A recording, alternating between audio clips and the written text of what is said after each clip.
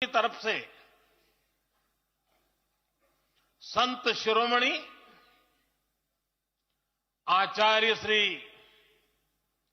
108 पूज्य विद्यासागर जी महाराज को श्रद्धापूर्वक आदरपूर्वक नमन करते हुए श्रद्धांजलि देता हूं। उनके संलेखन समाधिस्थ होने की सूचना मिलने के बाद उनके अनुयायी शोक में हैं, हम सभी शोक में हैं। और मेरे लिए तो यह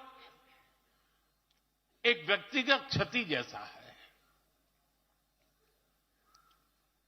वर्षों तक मुझे व्यक्तिगत रूप से अनेक बार उनसे मिलने का, उनके दर्शन करने का, उनके मार्गदर्शन प्राप्त करने का अवसर मिला है। कुछ ही महीने पहले ऐसा ही मन कर गया था, मेरे प्रवास कार्यक्रम को बदल करके बहुत सुबह सुबह मैं उनके पास पहुंच गया था। तब पता नहीं था कि मैं दोबारा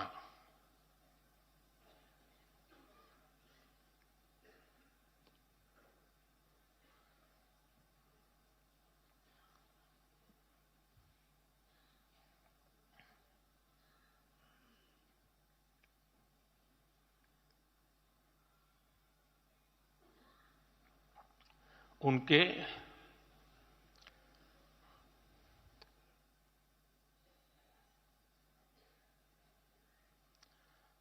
दर्शन नहीं कर पाऊंगा।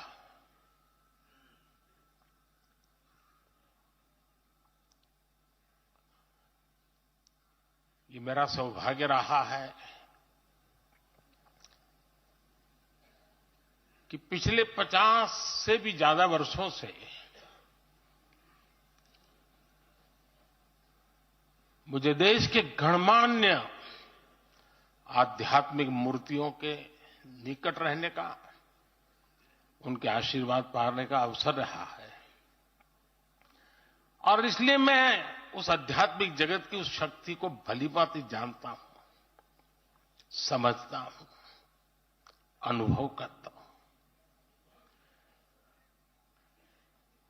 आपको सुनकर के आश्चर्य होगा कि वे तो दिगंबर परंपरा से थे। उनका जीवन कैसा होता है हम जानते हैं, लेकिन शायद ही कोई ऐसी महत्वपूर्ण घटना ऐसी नहीं होगी या मेरी तरफ से कुछ महत्वपूर्ण किसी काम में मेरा संबंध आया हो, 24 घंटे के भीतर भीतर उसका एनालिसिस करके मुझे उनका संदेश आता था। यानी कितने जागरूक थे।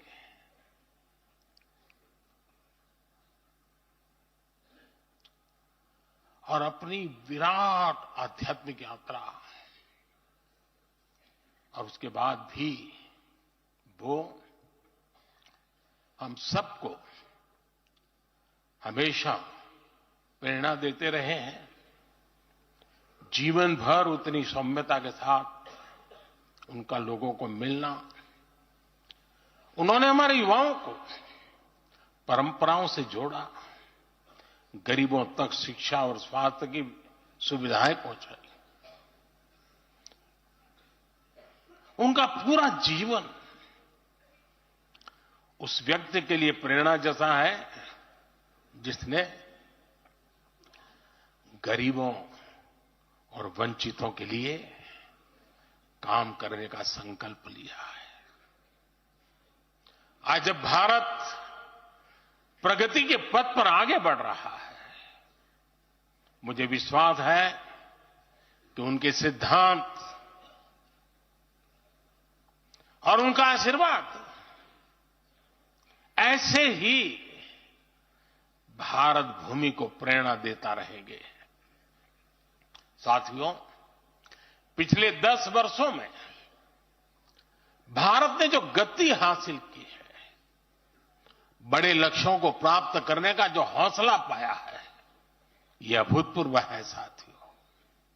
और इसलिए नहीं कि मैं कह रहा हूं, दुनिया गाजे बाजे के साथ बोल रही है।